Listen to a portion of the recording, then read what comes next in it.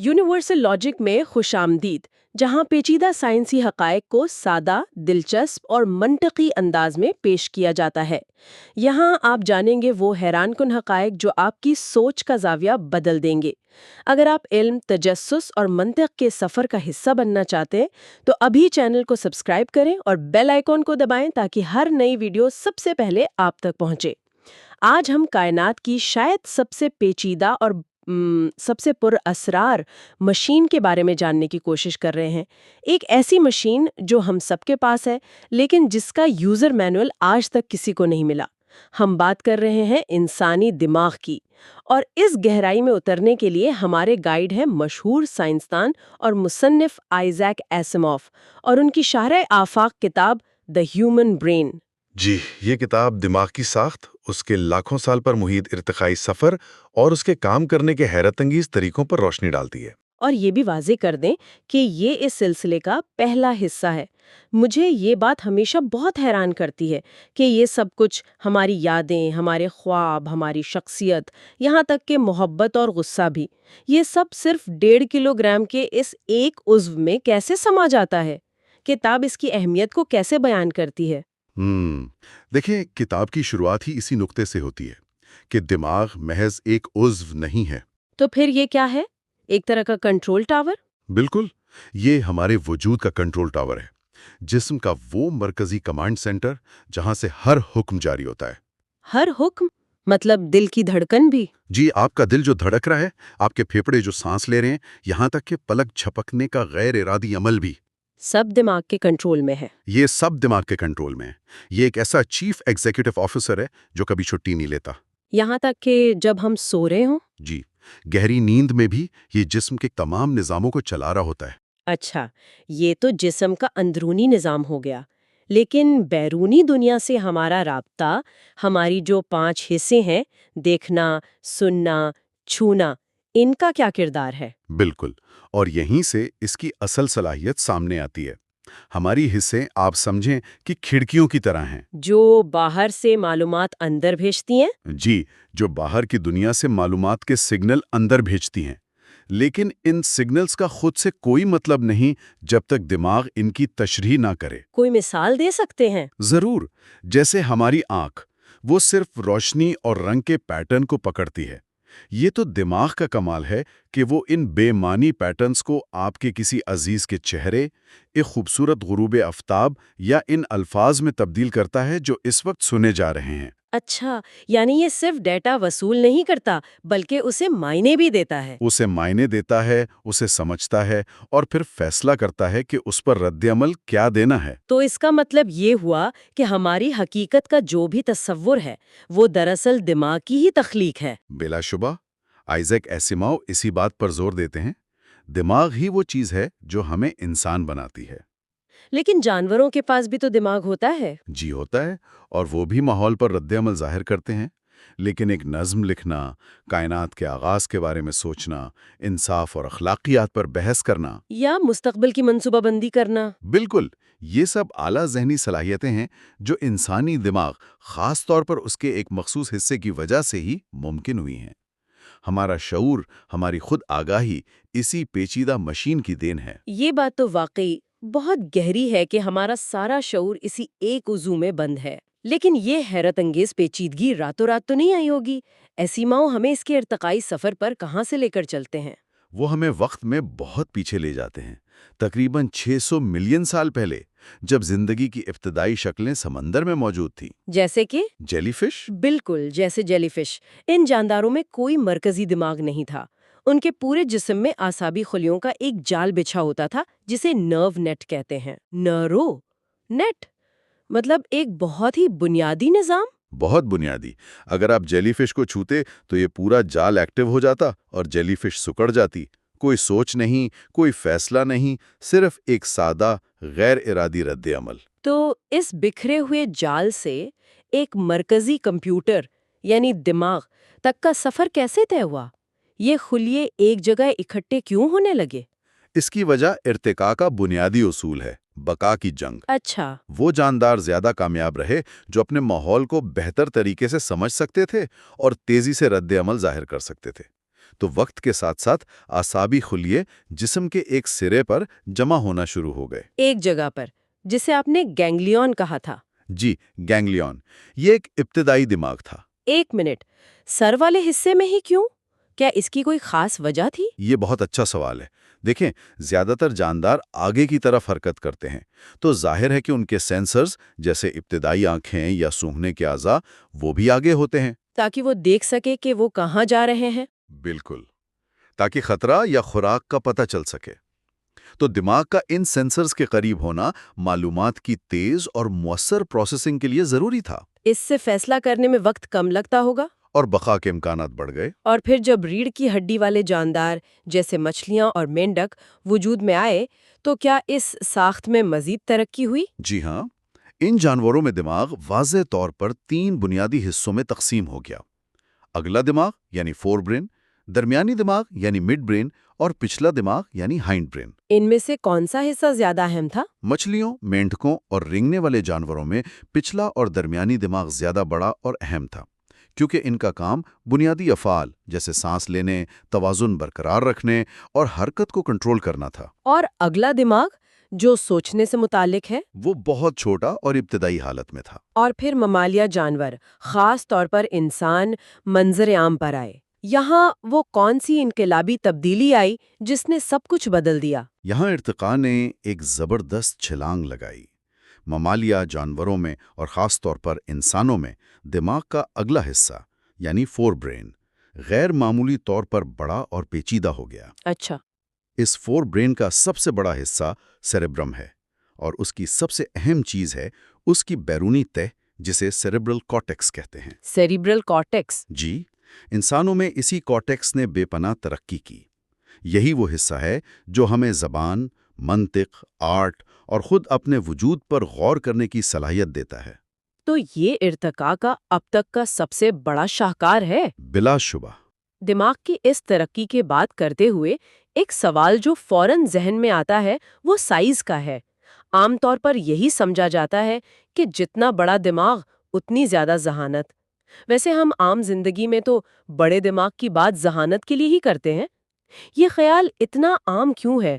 کیا اس میں کوئی سچائی نہیں؟ یہ ایک بہت عام اور منطقی لگنے والی غلط فہمی ہے جسے ایسیمو اپنی کتاب میں اعداد و شمار کے ساتھ چیلنج کرتے ہیں۔ اچھا۔ اگر صرف مطلق سائز ہی ذہانت کا پیمانہ ہوتا تو سپرم ویل اور ہاتھی ہم سے کہیں زیادہ ذہین ہوتے۔ ان کے دماغ تو ہم سے بہت بڑے ہیں۔ بہت بڑے ہیں۔ ایک سپرم ویل کا دماغ تقریباً 8 کلو گرام کا ہوتا ہے، جو انسانی دماغ سے 5 گنا زیادہ ہے۔ ہاتھی کا دماغ بھی ہم سے 3 گنا بڑا ہوتا ہے، لیکن ہم جانتے ہیں کہ ان کی ذہنی صلاحیتیں ہماری طرح پیچیدہ نہیں ہیں۔ تو پھر اصل پیمانہ کیا ہے؟ اگر سائز نہیں تو ذہانت کو کس چیز سے ناپا جائے؟ ایسی ماؤں 2 زیادہ اہم پیمانوں کی نشاندہی کرتے ہیں۔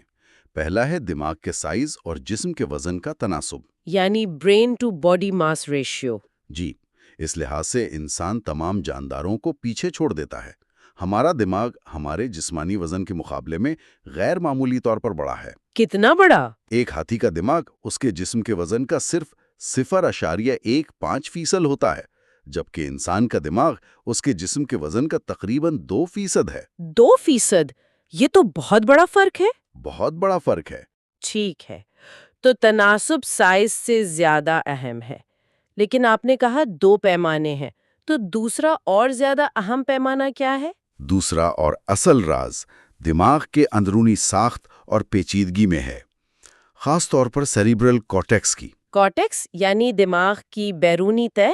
جی، اگر آپ انسانی دماغ کو دیکھیں تو اس کی سطح ہموار نہیں ہوتی، بلکہ اخروٹ کی طرح اس پر گہری سلوٹیں اور تہیں ہوتی ہیں، جنہیں جائری اور سلقہ کہتے ہیں۔ بالکل۔ ان سلوٹوں کا مقصد یہ ہے کہ ایک چھوٹی سی جگہ یعنی ہماری کھوپڑی کے اندر زیادہ سے زیادہ سطحی رقبہ سمویا جا سکے۔ آپ اسے ایسے سمجھیں جیسے ایک بڑے کاغذ کو مروڑ کر ایک چھوٹی سی گیند بنا دیا جائے، تاکہ وہ جیب میں آ سکے۔ بالکل۔ اور اس زیادہ سطحی رقبے کا فائدہ کیا ہے؟ فائدہ یہ ہے کہ اس پر اربوں کی تعداد میں اعصابی خلیے یعنی نیورونز سما سکتے ہیں، اور ذہانت کا اصل راز ان نیورونز کی تعداد اور اس سے بھی زیادہ ان کے آپس میں بنے ہوئے رابطوں یعنی سائنیپسز۔ جی، سائنیپسز کی کھربوں کی تعداد میں پوشیدہ ہے۔ ایक इंसानी दिमाग में उतने साइनेप्सेस होते हैं जितने हमारी दहकशां मिल्की वे में सितारे हैं। ये तो नाकाबिले यकीन है। लिहाजा एक बड़ा मगर सादा दिमाग एक छोटे लेकिन इंतहाई पेचीदा और जड़े हुए दिमाग का मुकाबला नहीं कर सकता। हमारी ताकत साइज में नहीं, कनेक्शंस की पेचीदगी में है। ये वाकई हैरानकुन है। यानी हमारा दिमाग एक सुपर कंप्यूटर है जिसकी ताकत उसके प्रोसेसेस की तादाद और उनके कनेक्शंस में है। अब ये बात वाज़ेह है कि ये उज़ू कितना अहम और कीमती है। तो फिर जाहिर है कुदरत ने इतने नाजुक उज़ू की हिफाजत का भी कोई गैर मामूली इंतज़ाम किया होगा। गैर मामूली कहना भी शायद कम होगा। असीमाउ लगते हैं कि दिमाग की हिफाजत का निज़ाम कुदरत की इंजीनियरिंग का एक शाहकार है। अच्छा। दिमाग खुद एक इंतहाई नरम जेली जैसी साख्त है। इसकी हालत इतनी नाजुक है कि अगर उसे बगैर किसी सहारे के मेज पर रख दिया जाए तो ये अपने ही वजन से पिचक कर फैल जाएगा। तो कुदरत ने इसे कैसे महफूज किया है? इसे 3 तहों पर मुश्तमिल एक नाकाबिले यकीन हिफाजती हिसार फराहम किया गया है। 3 तहें। सबसे पहली और सबसे वाज़ेह तह तो यकीनन हमारी खोपड़ी होगी, एक हड्डी का हेलमेट। बिल्कुल, हिफाजत की पहली लकीर हमारी खोपड़ी यानी स्कल है। ये हड्डी का एक इंतहाई मजबूत और गोल खोल है जो दिमाग को बराह रास्त बैरूनी चोटों, ज़रबों और दबाव से बचाता है। किसी मोटरसाइकिल हेलमेट की तरह। जी, बिल्कुल उसी तरह काम करती है। असर को अपने ऊपर ले लेती है और अंदर के नाजुक उज़ू तक पहुंचने से रोकती है। तो खोपड़ी एक हेलमेट की तरह है। उसके नीचे आपने झिल्लियों का जिक्र किया। क्या ये किसी किस्म की पैडिंग्स हैं? आपने बिल्कुल सही लफ्ज़ इस्तेमाल किया, पैडिंग।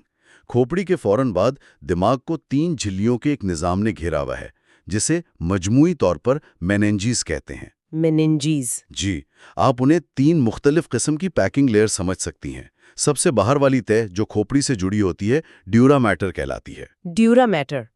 इसका कोई मतलब भी है? लातीनी में इसका मतलब है सख्त मां। ये एक सख्त और लचकदार चमड़े की जैकेट की तरह है जो दिमाग को अपनी जगह पर रखती है। अच्छा, एक सख्त मां और बाकी 2 तहें? जी, ड्यूरा मैटर के नीचे दरमियानी तह है अराक्नोइड मैटर। इसका नाम मकड़ी के जाले से निकला है क्योंकि इसकी साख्त कुछ वैसी ही होती है। यानी एक जालेदार तह? एक स्पंजी जालेदार तह जो एक कुशन का काम करती है।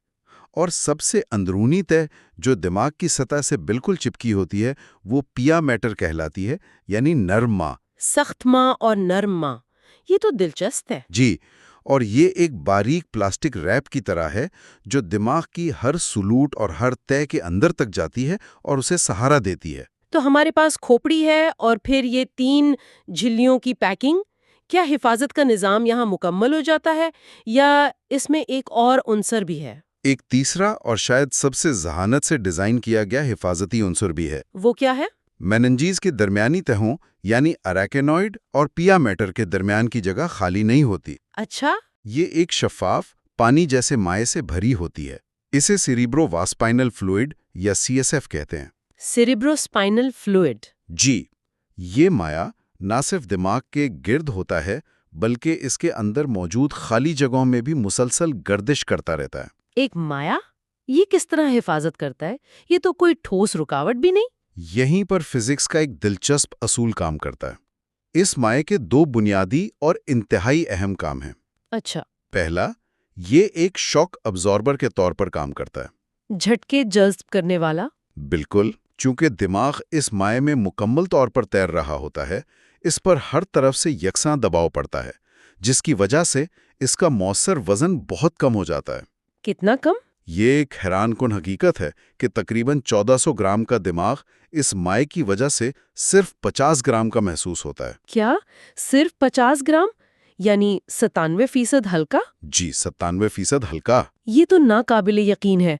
तो इसका मतलब है कि जब हमें कोई झटका लगता है तो दिमाग खोपड़ी से नहीं टकराता? बिल्कुल, ये हाइड्रोलिक कुशनिंग की तरह है।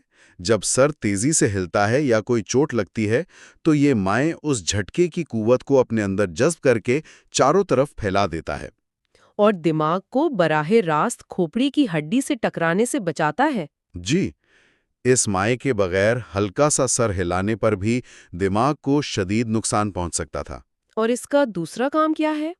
इसका दूसरा काम एक जदीद सप्लाई और सफाई के निज़ाम जैसा है। सप्लाई और सफाई? जी, یہ مائع خون سے فلٹر ہو کر بنتا ہے اور دماغی خلیوں تک ضروری غذائی اجزاء جیسے گلوکوز، پروٹینز اور آکسیجن پہنچاتا ہے۔ اور واپسی پر یہ دماغی میٹابولزم کے نتیجے میں پیدا ہونے والے فضلہ مواد اور زہریلے مادوں کو اپنے ساتھ لے کر واپس خون کے نظام میں شامل کر دیتا ہے، تاکہ وہ جسم سے خارج ہو سکیں۔ بالکل۔ تو یہ ایک ہی وقت میں دماغ کا محافظ، اس کا غذائی سپلائر اور اس کا صفائی والا عملہ بھی ہے۔ تو خلاصہ یہ ہے کہ آج کے اس سفر میں ہم نے دماغ کی بنیادی اہمیت کو سمجھا کہ یہ کیسے ہمارے وجود کا مرکز ہے۔ جی، اور ہم نے لاکھوں سال پر محیط اس کے ارتقائی سفر کو دیکھا، جو ایک سادہ نیورونیٹ سے شروع ہو کر انسانی سیریبرل کارٹیکس کی ناقابل یقین پیچیدگی تک پہنچا۔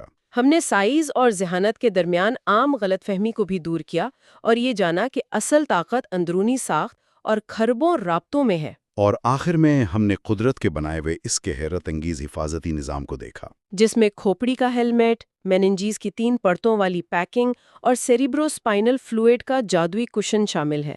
اس کتاب نے واقعی سوچ کے کئی نئے دروازے کھول دیے ہیں۔ ایک خیال جو میرے ذہن میں رہ گیا ہے وہ یہ کہ اگر ہمارا دماغ ارتقاء کے اس لمبے سفر کا نتیجہ ہے تو کیا یہ سفر یہاں رک گیا ہے؟ یا کیا انسانی دماغ اب بھی کسی نہ کسی شکل میں ارتقاء کے عمل سے گزر رہا ہے؟ یہ ایک ایسا سوال ہے جو ایزیموف کی کتاب ہمیں سوچنے پر مجبور کرتی ہے۔ اگلے حصے میں ہم دماغ کے بنیادی تعمیراتی بلاکس یعنی برین سیلز اور پورے نروس سسٹم کی گہرائی میں جائیں گے۔ انسانی دماغ پر ہماری گہری بات چیت کے دوسرے حصے میں آپ سب کا خیر مقدم ہے۔ پچھلی بار ہم نے دماغ کی مجموعی صلاحیتوں پر بات کی تھی، آج ہم ذرا گہرائی میں اتریں گے۔ جی، آج ہم بالکل بنیاد سے شروع کریں گے۔ بالکل۔ سوچیں کہ جب آپ کا پاؤں غلطی سے کسی نوکیلی چیز پر پڑتا ہے تو وہ درد کا احساس، وہ 1 سیکنڈ سے بھی کم وقت میں دماغ تک کیسے پہنچتا ہے؟ یہ ایک بہترین سوال ہے۔ آج ہم اسی تیز رفتار سفر کو سمجھنے کی کوشش کریں گے۔ ہم دیکھیں گے کہ وہ پیغام رساں کون ہے، وہ آپس میں بات کیسے کرتے ہیں، اور یہ پورا نظام یہ چلتا کیسے ہے۔ اور یہ جاننا بہت ضروری ہے کیونکہ یہ کوئی جادو نہیں ہے، یہ ایک بہت ہی منظم، ایک بہت مؤثر نظام ہے۔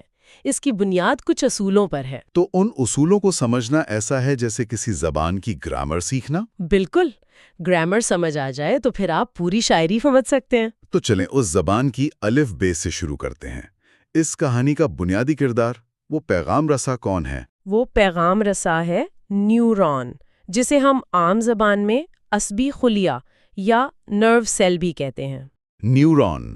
جی، یہ ہمارے پورے اعصابی نظام کی بنیادی اکائی ہے، مطلب ہر چیز اسی سے بنی ہے۔ یہ معلومات وصول کرتا ہے، اس پر عمل کرتا ہے اور اسے آگے بھیجتا ہے۔ اور یہ تعداد میں کتنے ہوتے ہیں اندازاً؟ یہ تعداد حیران کن ہے۔ ہمارے دماغ میں تقریباً 86 ارب نیورون ہیں۔ 86 ارب؟ یہ تو ہماری کہکشاں میں موجود ستاروں سے بھی زیادہ ہے۔ جی بالکل، یہ ایک بہت بڑا اور پیچیدہ نیٹ ورک ہے۔ تو کیا یہ 86 ارب نیورون سب ایک جیسے ہوتے ہیں یا ان میں بھی کچھ فرق ہوتا ہے؟ بہت اچھا سوال ہے۔ ان کی سینکڑوں اقسام ہیں، ہر ایک کا اپنا خاص کام ہے، لیکن ان سب کی ایک بنیادی ساخت، ایک بنیادی ڈیزائن مشترک ہوتا ہے۔ اچھا، وہ کیا ہے؟ ہر نیورون کا ایک مرکزی حصہ ہوتا ہے جسے سیل باڈی یا سوما کہتے ہیں۔ یہ سمجھ لیں کہ نیورون کا ہیڈ کوارٹر ہے۔ اس کا کنٹرول سینٹر؟ جی، اسی میں نیوکلیس ہوتا ہے اور وہ تمام چیزیں جو اسے زندہ رکھتی ہیں۔ اب اس ہیڈ کوارٹر سے کچھ شاخوں جیسے دھاگے نکلتے ہیں۔ ٹھیک ہے۔ انہیں ڈینڈرائٹس کہتے ہیں۔ یہ نیورون کے اینٹینا ہیں۔ ان کا کام دوسرے نیورون سے آنے والے پیغامات کو سننا اور وصول کرنا ہے۔ تو یہ ہو گئے ریسیور، اور پیغام بھیجنے کے لیے؟ اس کے لیے سیل باڈی سے ایک لمبا کیبل جیسا دھاگا نکلتا ہے، اسے ایکزون کہتے ہیں۔ یہ نیورون کا ٹرانسمیٹر ہے۔ ٹرانسمیٹر؟ جی، یہ پیغام کو سیل باڈی سے لے کر اگلے نیورون تک پہنچاتا ہے۔ کچھ ایکزونز بہت چھوٹے ہوتے ہیں، لیکن کچھ جیسے وہ جو ہماری ریڑھ کی ہڈی سے پاؤں تک جاتے ہیں وہ 1 میٹر سے بھی زیادہ لمبے ہو سکتے ہیں۔ 1 میٹر لمبا ایک خلیہ؟ یہ تو حیران کن ہے۔ اتنے لمبے فاصلے پہ سگنل کمزور نہیں پڑتا؟ یہیں پر قدرت کی انجینئرنگ کا کمال نظر آتا ہے۔ بہت سے ایگزونز کے گرد ایک چربی کی تہ ہوتی ہے، اسے مائلن شیت کہتے ہیں۔ مائلن شیت، جی۔ یہ بالکل بجلی کی تار کے اوپر پلاسٹک کی انسولیشن کی طرح کام کرتی ہے۔ یہ سگنل کی رفتار کو 100 گنا تک بڑھا دیتی ہے۔ 100 گنا؟ جی ہاں، اس کی وجہ سے سگنل کی رفتار 120 میٹر فی سیکنڈ تک پہنچ سکتی ہے۔ اچھا، اور اگر یہ تہ نہ ہو، یہ خراب ہو جائے تو کیا ہوتا ہے؟ اس کا نتیجہ بہت سنگین ہو سکتا ہے۔ مثال کے طور پر ملٹیپل اسکلروسس جیسی بیماریوں میں جسم کا اپنا مدافعتی نظام اسی مائلین شیت کو تباہ کر دیتا ہے، اوہ، جس کی وجہ سے سگنل کی ترسیل یا تو بہت سست ہو جاتی ہے یا رک جاتی ہے، اور مریضوں کو پٹھوں کی کمزوری اور توازن کے مسائل کا سامنا کرنا پڑتا ہے۔ تو یہ ایک چھوٹی سی تہ اتنی اہم ہے؟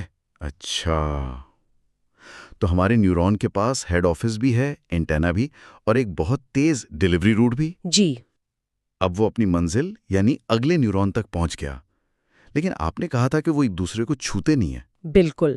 تو پیغام وہ خلا کو پار کیسے کرتا ہے؟ یہ سب سے دلچسپ حصہ ہے۔ ایک نیورون جہاں ختم ہوتا ہے اور دوسرا جہاں سے شروع ہوتا ہے، اس کے بیچ میں ایک بہت ہی چھوٹا سا خلا ہوتا ہے۔ کتنا چھوٹا؟ اتنا چھوٹا کہ انسانی بال کی چوڑائی میں ہزاروں سما جائیں۔ اس پورے جنکشن کو سائنیپس کہتے ہیں۔ سائنیپس؟ جی، اور ہمارے دماغ میں خربوں سائنیپس ہیں۔ ہماری تمام یادیں، ہمارے خیالات، سب کچھ انہی کنیکشنز میں محفوظ ہیں۔ تو اس خلا کے پار سگنل کیسے جاتا ہے؟ دیکھیں، یہاں نیورون اپنی زبان بدل لیتا ہے۔ جب تک پیغام ایگزون کے اندر سفر کر رہا ہے، وہ ایک برقی رو یعنی الیکٹریکل امپلس کی شکل میں ہوتا ہے۔ ٹھیک ہے۔ لیکن جب یہ بجلی کا جھٹکا ایگزون کے آخری سرے پر پہنچتا ہے تو وہ اس خلا کو پار نہیں کر سکتا۔ تو پھر؟ وہاں پہنچ کر یہ برقی سگنل کچھ کیمیکل سے بھری تھیلیوں کو پھاڑ دیتا ہے۔ ان کیمیکلز کو نیورو ٹرانسمیٹرز کہتے ہیں۔ Neuro transmitters? جی، یہ کیمیائی پیغام رساں ہیں۔ جیسے ہی یہ خلا میں خارج ہوتے ہیں، پیغام بجلی سے کیمیائی شکل میں بدل جاتا ہے۔ ایک منٹ، یہ تھوڑی عجیب بات نہیں؟ اگر پورا نظام بجلی کی رفتار سے چل رہا ہے تو بیچ میں یہ کیمیکل والا مرحلہ کیوں؟ یہ تو عمل کو سست کر دے گا۔ یہ ایک بہت ہی گہرا اور اہم سوال ہے، اور اس کا جواب دماغ کی پیچیدگی کو ظاہر کرتا ہے۔ وہ کیسے؟ اگر نیورون تاروں کی طرح جڑے ہوتے تو یہ صرف ایک آن یا آف سوئچ ہوتا، سگنل یا تو جاتا یا نہ جاتا۔ لیکن یہ کیمیکلز ہمیں بہت زیادہ کنٹرول دیتے ہیں۔ مطلب کچھ نیورو ٹرانسمیٹرز اگلے نیورون کو فائر کرنے کا کہتے ہیں تو کچھ اسے خاموش رہنے کا۔ کچھ پیغام کو طاقتور بناتے ہیں، کچھ اسے کمزور کرتے ہیں۔ اچھا، تو یہ ایک سادہ سوئچ نہیں بلکہ ایک مکسنگ بورڈ کی طرح ہے۔ بالکل، یہی کیمیائی مرحلہ ہمیں خوشی، غم، توجہ اور سیکھنے جیسے مختلف تجربات دیتا ہے۔ یہی چیز ہمارے دماغ کو ایک سادہ کیلکولیٹر سے کئی زیادہ پیچیدہ بناتی ہے۔ واہ، تو یہ سست روی دراصل ایک خوبی ہے۔ اچھا، تو یہ کیمیکلز خلا کو پار کر کے اگلے نیورون تک پہنچتے ہیں اور پھر کیا ہوتا ہے؟ اگلے نیورون کے ڈینڈرائٹس پر خاص قسم کے ریسیپٹرز ہوتے ہیں۔ یہ ایک تالے کی طرح ہیں جو صرف ایک مخصوص چابی یعنی نیورو ٹرانسمیٹر سے ہی کھلتے ہیں۔ ٹھیک ہے۔ جب نیورو ٹرانسمیٹر اپنے ریسیپٹر سے جڑتا ہے تو وہ اگلے نیورون میں ایک نیا برقی سگنل شروع کر دیتا ہے، اور یوں پیغام کا سفر دوبارہ شروع ہو جاتا ہے۔ یہ تو ایک زنجیر کے رد عمل کی طرح ہے، ایک کے بعد ایک۔ بالکل ایسا ہی ہے۔ تو ہم نے ایک خلیے کو سمجھ لیا، لیکن جب آپ ان میں سے 86 ارب کو اکٹھا کرتے ہیں تو یہ سب مل کر ایک منظم نظام کیسے بناتے ہیں؟ یہ پیغام میرے پاؤں سے سیدھا دماغ تک ہی کیوں جاتا ہے، کہیں اور کیوں نہیں بھٹکتا؟ اس کے لیے ہمیں ایک قدم پیچھے ہٹ کر پوری تصویر دیکھنی ہوگی۔ یہ تمام ارگو نیورون مل کر جو نیٹ ورک بناتے ہیں اسے ہم اعصابی نظام یا نروس سسٹم کہتے ہیں۔ ٹھیک ہے۔ یہ ہمارے جسم کا کمانڈ اینڈ کنٹرول سینٹر ہے، اور اسے سمجھنے کے لیے ہم اسے 2 بڑے حصوں میں تقسیم کرتے ہیں۔ وہ 2 حصے کون سے ہیں؟ پہلا ہے مرکزی اعصابی نظام یعنی سینٹرل نروس سسٹم، جسے CNS کہتے ہیں۔ اور دوسرا ہے پیریفرل اعصابی نظام یعنی پیریفرل نروس سسٹم یا PNS۔ ٹھیک ہے، پہلے مرکزی نظام یعنی CNS کی بات کرتے ہیں۔ اس میں کیا شامل ہے؟ مرکزی اعصابی نظام ہمارے جسم کا ہیڈ کوارٹر ہے۔ اس میں صرف 2 اعضاء شامل ہیں، دماغ اور ریڑھ کی ہڈی۔ دماغ اور ریڑھ کی ہڈی۔ جی، تمام بڑی سوچ، فیصلے اور معلومات کی پروسیسنگ یہیں ہوتی ہے۔ جسم کے کسی بھی حصے سے آنے والی ہر معلومات آخرکار سی این ایس تک پہنچتی ہے، اور جسم کے ہر حصے کو جانے والی ہر ہدایت یہیں سے جاری ہوتی ہے۔ یعنی یہ ہمارے جسم کا CEO ہے۔ بالکل، اسے جسم کا CPU بھی کہہ سکتے ہیں۔ تو پھر پیریفرل اعصابی نظام یعنی PNS کیا کرتا ہے؟ PNS ان تمام اعصاب یعنی نروز کا نیٹ ورک ہے جو CNS سے نکل کر ہمارے پورے جسم میں پھیل جاتا ہے، انگلیوں کے پوروں تک۔ اچھا۔ اس کا کام ہیڈ کوارٹر کو فیلڈ ایجنٹ سے جوڑنا ہے۔ یہ حسی معلومات جیسے ٹھنڈا، گرم، درد جسم سے اکٹھی کر کے CNS کو بھیجتا ہے، اور CNS سے احکامات واپس جسم تک لاتا ہے۔ جی ہاں، یہ CNS سے ملنے والے احکامات کو پٹھوں اور غدود تک پہنچاتا ہے۔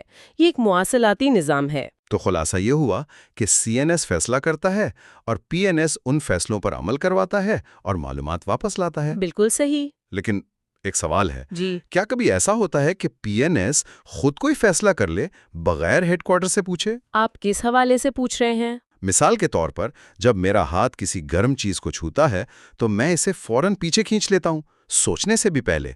کیا یہ پیغام واقعی دماغ تک گیا، وہاں فیصلہ ہوا اور پھر واپسی کا حکم آیا؟ اس میں تو زیادہ وقت لگنا چاہیے۔ آپ نے بالکل صحیح نقطہ پکڑا ہے۔ یہیں پر نظام کی ذہانت کا ایک اور پہلو سامنے آتا ہے۔ وہ کیا؟ ایسے ہنگامی حالات کے لیے ہمارے نظام میں ایک شارٹ کٹ بنایا گیا ہے جسے ریفلیکس آرک کہتے ہیں۔ Reflex arc? جی، جب آپ کا ہاتھ گرم چیز کو چھوتا ہے تو درد کا سگنل PNS کے ذریعے سفر کرتا ہے، لیکن وہ دماغ تک نہیں جاتا۔ تو کہاں جاتا ہے؟ وہ صرف ریڑھ کی ہڈی تک پہنچتا ہے جو CNS کا ہی حصہ ہے۔ اچھا، تو دماغ کو بائی پاس کر دیا جاتا ہے؟ فوری طور پر؟ جی ہاں، ریڑھ کی ہڈی ایک طرح سے ریجنل مینیجر کا کردار ادا کرتی ہے۔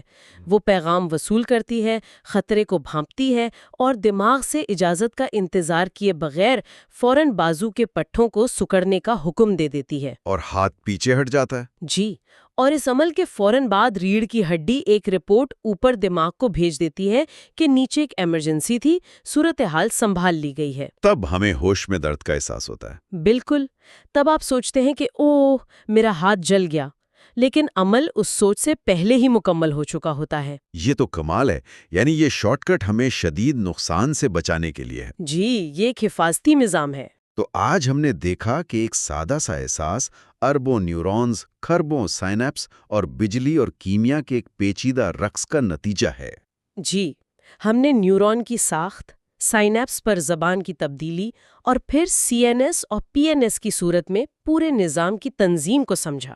یہ سب جان کر ایک عجیب سا احساس ہوتا ہے، یہ سوچنا کہ میری ذات، میری یادیں، سب کچھ ان ننھے خلیوں کے درمیان ہونے والی سرگوشیوں کا نتیجہ ہے۔ اور یہی وہ نقطہ ہے جو ایک بہت اہم اور گہرا سوال اٹھاتا ہے۔ وہ کیا؟ اگر ہمارا شعور، ہماری محبت، ہمارا غصہ، یہ سب کچھ محض اس حیاتیاتی نیٹ ورک کی سرگرمی کا نتیجہ ہے، تو کیا اس کا مطلب یہ ہے کہ ہم ایک انتہائی پیچیدہ بائیولوجیکل کمپیوٹر کے سوا کچھ نہیں؟ یہ وہ سوال ہے جس پر سائنسدان اور فلاسفرز صدیوں سے غور کر رہے ہیں۔ جی، اسی گہرے سوال کے ساتھ ہم آج کی گفتگو کو یہیں ختم کرتے ہیں۔ ہم نے اعصابی نظام کی بنیادوں کو سمجھ لیا ہے۔ جی بالکل۔ اگلے حصے میں ہم ایک قدم اور آگے بڑھیں گے اور ہیڈ کوارٹر یعنی خود دماغ کے مختلف شعبوں اور ان کے مخصوص کاموں کو تفصیل سے دیکھیں گے۔ ہم جانیں گے کہ دماغ کا کون سا حصہ دیکھنے، سننے اور یادداشت کو کنٹرول کرتا ہے۔ ہمارے ساتھ شامل رہیے گا۔ انسانی دماغ کے پیچیدہ دنیا میں ہمارے سفر کو آگے بڑھاتے ہیں۔ یہ ہماری گفتگو کا تیسرا حصہ ہے۔ جی، پچھلی بار ہم نے بالکل بنیادی سطح پر بات کی تھی، یعنی دماغ کے جو بلڈنگ بلاکس ہیں، نیورونز، ان پر۔ بالکل، اور ہم نے دیکھا تھا کہ کس طرح اربوں کی تعداد میں یہ خلیے آپس میں جڑ کر ایک نیٹ ورک بناتے ہیں۔ ایک ایسا نیٹ ورک جو شاید کائنات کی سب سے پیچیدہ چیزوں میں سے ایک ہے۔ آج ہم اسی نیٹ ورک کا نقشہ دیکھنے جا رہے ہیں، لیکن ایک لسٹ کی طرح نہیں بلکہ کہانی کی طرح۔ کہانی کی طرح؟ یہ دلچسپ ہے۔ جی، ہم دماغ کو اس کی بنیاد سے سمجھنا شروع کریں گے، یعنی وہ حصہ جو سب سے قدیم ہے، جو ہمیں زندہ رکھتا ہے، اور پھر تہ در تہ ان حصوں تک پہنچیں گے جنہوں نے ہمیں سوچنے، محسوس کرنے اور آخرکار انسان بننے کی صلاحیت دی۔ یہ ایک بہترین طریقہ ہے۔ دماغ کو اس کی ارتقائی تاریخ کے ساتھ سمجھنا اس کے کام کو بہت واضح کر دیتا ہے۔ تو آئیے دماغ کے سب سے نچلے حصے سے شروع کرتے ہیں، وہ حصہ جو سیدھا ہماری ریڑھ کی ہڈی سے جڑا ہے، برین اسٹیم۔ یہ دیکھنے میں تو کافی چھوٹا سا لگتا ہے۔ جی، لیکن اس کے سائز پر بالکل نہ جائیں۔ برین اسٹیم یعنی دماغی تنا ہمارے زندہ رہنے کے لیے سب سے زیادہ اہم حصہ ہے۔ سب سے زیادہ اہم؟ بالکل، آپ اسے دماغ کا سب سے قدیم حصہ کہہ سکتی ہیں۔ ایک رینگنے والے جانور کے دماغ میں بھی یہ تقریباً ایسا ہی ہوتا ہے، اور اس کا کام بھی اتنا ہی بنیادی ہے۔ یہ ہمارے جسم کا لائف سپورٹ سسٹم ہے۔ لائف سپورٹ سسٹم یعنی وہ کام جن کے بارے میں ہم سوچتے بھی نہیں؟ جی ہاں، وہ تمام کام جن کے بغیر ہم ایک لمحہ زندہ نہیں رہ سکتے، وہ یہی کنٹرول کرتا ہے۔ مثلاً سانس لینا، دل کی دھڑکن؟ بالکل، سانس لینا، دل کی دھڑکن کو ایک خاص رفتار پر رکھنا، بلڈ پریشر کو کنٹرول کرنا، یہاں تک کہ ہمارے جاگنے اور سونے کا سائیکل بھی یہی کنٹرول کرتا ہے۔ اچھا۔ یہ وہ بنیادی آپریٹنگ سسٹم ہے جو پس منظر میں ہر وقت چلتا رہتا ہے، چاہے ہم جاگ رہے ہوں یا گہری نیند میں۔ تو دماغ کی کہانی میں سب سے پہلے بقا کا نظام وجود میں آیا، لیکن صرف زندہ رہنا تو کافی نہیں، آپ کو حرکت بھی کرنی پڑتی ہے۔ صحیح کہا۔ اس کے لیے ارتقا نے برین سٹیم کے بالکل پیچھے ایک اور ساخت بنائی، اسے کہتے ہیں سیریبیلم۔ سیریبیلم، جسے چھوٹا دماغ بھی کہتے ہیں؟ جی، لاطینی میں اس کا مطلب ہی چھوٹا دماغ ہے، اور یہ نام اس پر بالکل ٹھیک بیٹھتا ہے۔ سائز میں یہ دماغ کے کل حجم کا صرف 10% ہے۔ صرف 10%؟ لیکن ایک حیران کن بات یہ ہے کہ دماغ کے آدھے سے زیادہ نیورونز اسی چھوٹے سے حصے میں پائے جاتے ہیں۔ آدھے سے زیادہ نیورونز؟ تو پھر یہ اتنا اہم کیا کام کرتا ہے؟ اکثر لوگ تو اسے صرف توازن برقرار رکھنے سے جوڑتے ہیں۔ توازن اس کے کام کا ایک حصہ ضرور ہے، لیکن اس کا اصل کام کہیں زیادہ گہرا ہے۔ یہ ہمارے جسم کا ماسٹر کوآرڈینیٹر ہے۔ Master coordinator? جی، یہ ہماری تمام حرکات میں نفاست، ہم آہنگی اور درستگی پیدا کرتا ہے۔ جب آپ چلتی ہیں تو آپ یہ نہیں سوچتی کہ دایاں پاؤں کتنا اٹھانا ہے اور بایاں بازو کتنا آگے لے جانا ہے۔ یہ سب خود بخود ہوتا ہے۔ اور یہ خودکاری سیریبیلم کی وجہ سے ہے؟ بالکل۔ تو کیا ہم اسے جسم کا آٹو پائلٹ کہہ سکتے ہیں؟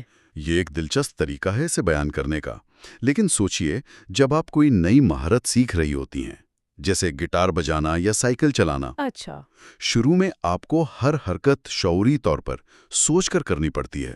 انگلیاں غلط جگہ پڑتی ہیں، توازن بگڑتا ہے۔ جی ہاں، بالکل۔ اس عمل کے دوران آپ دراصل شعوری طور پر اپنے سیریبیلم کو تربیت دے رہے ہوتے ہیں۔ بار بار مشق کرنے سے یہ حرکات سیریبیلم میں پروگرام ہو جاتی ہیں۔ اور پھر ایک وقت آتا ہے جب آپ بغیر سوچے سمجھے روانی سے وہ کام کر رہے ہوتے ہیں۔ بالکل، یہی وہ مقام ہے جہاں سیریبیلم آٹو پائلٹ کا کنٹرول سنبھال لیتا ہے۔ یہ سیکھی ہوئی حرکات کو خودکار بنا دیتا ہے۔ یہ تو بہت دلچسپ ہے۔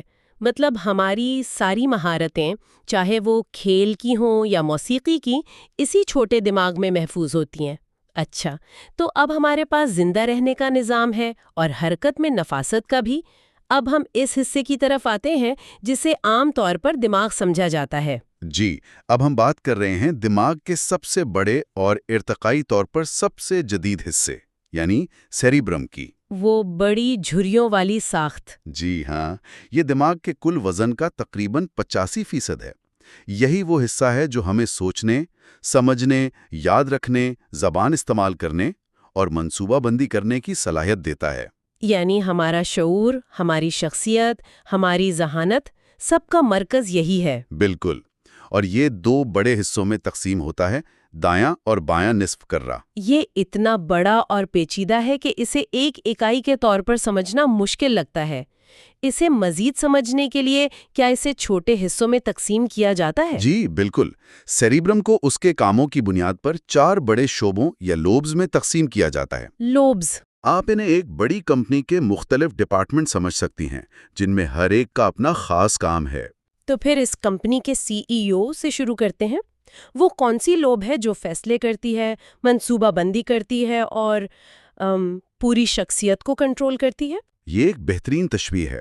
دماغ کا CEO اس کی فرنٹل لوب ہے، جو ہمارے ماتھے کے بالکل پیچھے واقع ہے۔ اچھا، یہ ہمارے دماغ کا سب سے جدید حصہ ہے۔ تمام اعلیٰ ذہنی افعال جنہیں ایگزیکٹو فنکشنز کہا جاتا ہے یہیں سے کنٹرول ہوتے ہیں، یعنی منصوبہ بندی کرنا، مسائل حل کرنا، توجہ مرکوز رکھنا اور فیصلہ سازی کرنا۔ لیکن یہ کام تو ایک اچھا کمپیوٹر بھی کر سکتا ہے۔ فرنٹل لوب میں ایسا کیا خاص ہے جو اسے انسانی بناتا ہے؟ خاص بات یہ ہے کہ یہ صرف منصوبہ بندی نہیں کرتا، بلکہ یہ مستقبل کا تصور بھی کرتا ہے۔ جب ہم کسی ممکنہ نتیجے کے بارے میں خوشی یا پچھتاوا محسوس کرتے ہیں جو ابھی ہوا بھی نہیں، تو یہ ہماری فرنٹل لوب ہے جو وقت میں آگے کا سفر کر رہی ہوتی ہے۔ واو! یہی وہ صلاحیت ہے جو ہمیں طویل مدتی اہداف کے لیے فوری خوشی کو قربان کرنے پر مجبور کرتی ہے۔ اس کے علاوہ ہمارے جذبات پر قابو پانا، سماجی رویے اور اخلاقی فیصلے بھی یہیں سے جنم لیتے ہیں۔ تو کیا اس کا مطلب یہ ہے کہ اگر کسی کے فرنٹل لوب کو نقصان پہنچے تو وہ صرف منصوبہ بندی میں کمزور نہیں ہوگا بلکہ اس کی پوری شخصیت بدل سکتی ہے؟ بدقسمتی سے جی ہاں۔ طب کی تاریخ میں ایسے کئی کیسز موجود ہیں جہاں فرنٹل لوب پر چوٹ لگنے کے بعد ایک شخص کی شخصیت مکمل طور پر بدل گئی۔ ایک ذمہ دار اور شائستہ انسان ایک لاپرواہ غیر ذمہ دار شخص میں تبدیل ہو گیا۔ یہ تو حیران کن ہے۔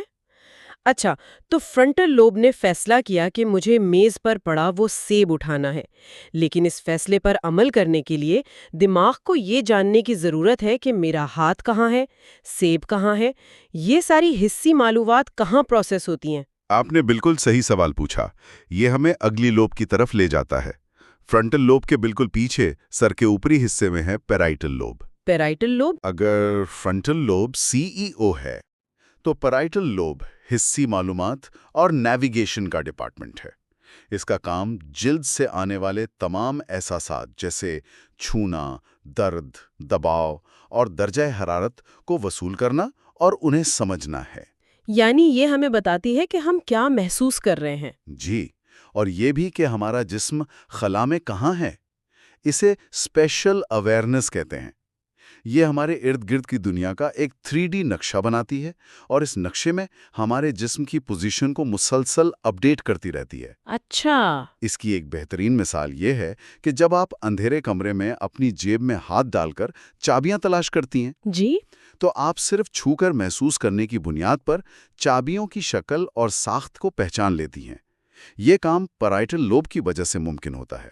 ٹھیک ہے، تو ہمارے پاس ایک CEO فرنٹل لوب اور ایک نیویگیٹر پیرائٹل لوب، لیکن دنیا کو سمجھنے کے لیے ہمیں آوازوں اور زبان کو بھی سمجھنا ہوتا ہے، اور اس سے بھی اہم اپنی یادوں کو محفوظ رکھنا ہوتا ہے۔ یہ کام کون سا ڈپارٹمنٹ کرتا ہے؟ یہ ذمہ داری ہے ٹیمپورل لوبس کی، جو ہمارے کانوں کے قریب دماغ کے دونوں اطراف میں واقع ہیں۔ Temporal lobes? ان کا بنیادی کام سماعت سے متعلق ہے۔ کانوں سے آنے والی تمام آوازیں یہیں پروسیس ہوتی ہیں، لیکن یہ صرف آوازیں سنتے نہیں بلکہ ان کا مطلب بھی سمجھتی ہیں، خاص طور پر زبان کی تفہیم۔ یہاں ایک دلچسپ بات ہے، ٹیمپورل لوب کا تعلق سماعت اور یادداشت دونوں سے ہے۔ کیا یہ محض ایک اتفاق ہے، جیسے کوئی خاص گانا سن کے پرانی یادیں ایک دم سے کیسے تازہ ہو جاتی ہیں؟ یہ ایک بہترین مشاہدہ ہے اور یہ محض اتفاق نہیں ہے۔ ٹیمپورل لوبس میں ہی یادداشت کا ایک بہت اہم مرکز ہپوکیمپس بھی موجود ہے۔ اچھا، سماعت اور یادداشت کے مراکز کا اتنا قریب ہونا ہی اس کی وجہ ہے کہ آوازیں، خاص طور پر موسیقی، ہماری یادوں کو متحرک کرنے کی اتنی زبردست طاقت رکھتی ہیں۔ تو جب ہم کوئی پرانا گانا سنتے ہیں تو آپ کا آڈیٹری کارٹیکس متحرک ہوتا ہے اور وہ فوراً اپنے پڑوسی ہپوکیمپس کو بھی جگا دیتا ہے، جس سے اس گانے سے وابستہ تمام یادیں اور احساسات ذہن میں ابھر آتے ہیں۔ واہ، تو ہماری زندگی کی پوری آڈیو اور ویڈیو لائبریری یہیں محفوظ ہے۔ اچھا، اب ایک آخری اور بہت اہم حصہ رہ گئی، بصارت، یعنی دیکھنا۔ دماغ کا کون سا حصہ اس کے لیے ذمہ دار ہے؟ اور یہ کچھ عجیب نہیں کہ آنکھیں تو چہرے کے سامنے ہیں، لیکن دیکھنے کا مرکز سر کے بالکل پچھلے حصے میں ہوتا ہے؟ آپ کا سوال بالکل درست ہے۔ دیکھنے کا کام مکمل طور پر دماغ کی پچھلی لوب یعنی آکسیپٹل لوب کے سپورٹ ہے۔ Occipital lobe? جی، یہ سائز میں سب سے چھوٹی لوب ہو سکتی ہے، لیکن یہ انتہائی ماہر ہے۔ آپ کی آنکھیں صرف ایک کیمرے کی طرح ہے جو روشنی کو اکٹھا کر کے اسے برقی سگنلز میں تبدیل کرتی ہیں۔ اصل تصویر یہاں آکسیپٹل لوب میں بنتی ہے۔ یعنی آنکھیں دیکھتی نہیں، صرف ڈیٹا بھیجتی ہیں؟ بالکل، آنکھوں سے آنے والے یہ خام سگنلز دماغ کے بالکل پچھلے حصے تک سفر کرتے ہیں۔ آکسیپیٹل لوب ان سگنلز کو لیتی ہے اور انہیں ہمارے لیے بامعنی تصویروں میں بدلتی ہے۔ رنگ، شکلیں، حرکت، چہرے، سب کچھ؟ جی، یہ اتنا پیچیدہ کام ہے کہ اگر کسی شخص کی آکسیپیٹل لوب پر نقصان پہنچ جائے تو اس کی آنکھیں بالکل ٹھیک ہونے کے باوجود وہ بصری طور پر نابینا ہو سکتا ہے۔ اچھا۔ اسے کارٹیکل بلائنڈنس کہتے ہیں۔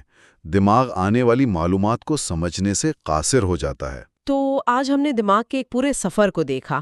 سب سے نیچے برین سٹیم جو ہمیں زندہ رکھتا ہے، اس کے اوپر سیریبیلم جو ہماری حرکات کو کنٹرول کرتا ہے، اور سب سے اوپر سیریبرم جو ہماری سوچ اور شعور کا گھر ہے۔ جی، اور پھر اس سیریبرم کے بھی 4 الگ الگ ماہر شعبے ہیں۔ فرنٹل لوب جو منصوبہ بندی کرتی ہے، پیرائٹل لوب جو محسوس کرتی اور راستہ دکھاتی ہے، ٹیمپورل لوب جو سنتی اور یاد رکھتی ہے، اور آکسیپیٹل لوب جو دیکھتی ہے۔ جی، اور سب سے حیران کن بات یہ ہے کہ یہ تمام حصے الگ تھلگ کام نہیں کرتے۔ یہ ایک دوسرے کے ساتھ ہر ملی سیکنڈ میں اربوں کنیکشنز کے ذریعے رابطے میں رہتے ہیں۔ یہ ایک ناقابل یقین سمفنی کی طرح ہے۔ بالکل۔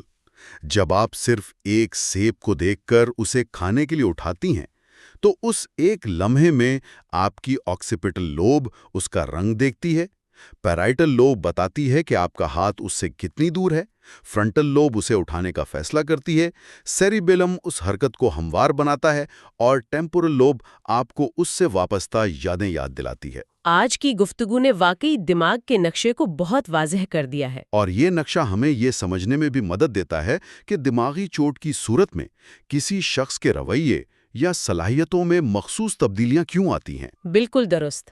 اگلے حصے میں ہم اس سے بھی ایک قدم آگے جائیں گے اور حواس اور دماغ کے تعلق کو مزید گہرائی میں سمجھیں گے۔ جی، ہم یہ جانیں گے کہ ہماری آنکھیں، کان اور باقی حواس کس طرح بیرونی دنیا کی معلومات کو برقی سگنلز میں تبدیل کر کے دماغ تک پہنچاتے ہیں۔ اور دماغ اس ڈیٹا کو ہمارے لیے حقیقت میں کیسے بدلتا ہے۔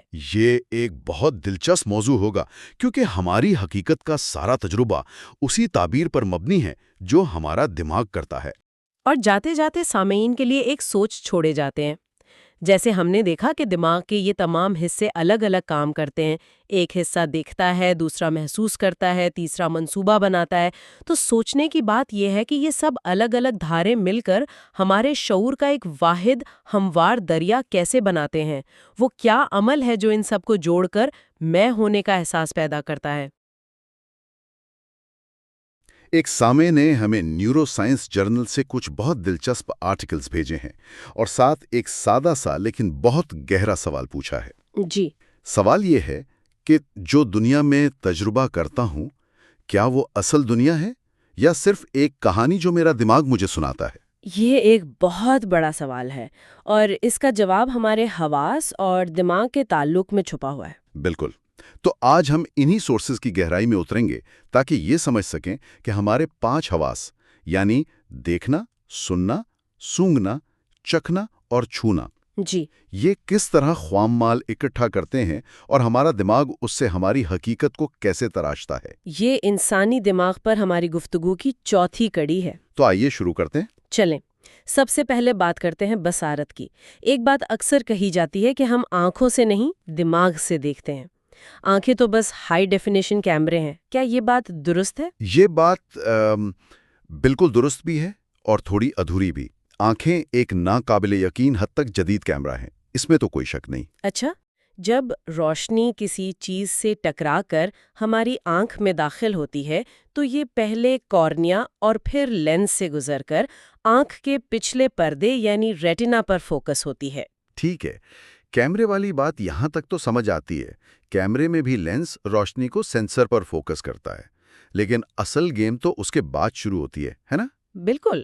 ایک کیمرہ تو بس ریکارڈ کر لیتا ہے جو اس کے سامنے ہے، لیکن آپ کے بھیجے گئے نوٹس کہتے ہیں کہ دماغ اس ڈیٹا کو فعال طور پر بدلتا اور اس کی تشریح کرتا ہے۔ یہ تو ایک کیمرے سے زیادہ ایک فلم ڈائریکٹر یا اسپیشل ایفیکٹس آرٹسٹ والا کام لگتا ہے۔ کیا خوبصورت انالوجی دی ہے۔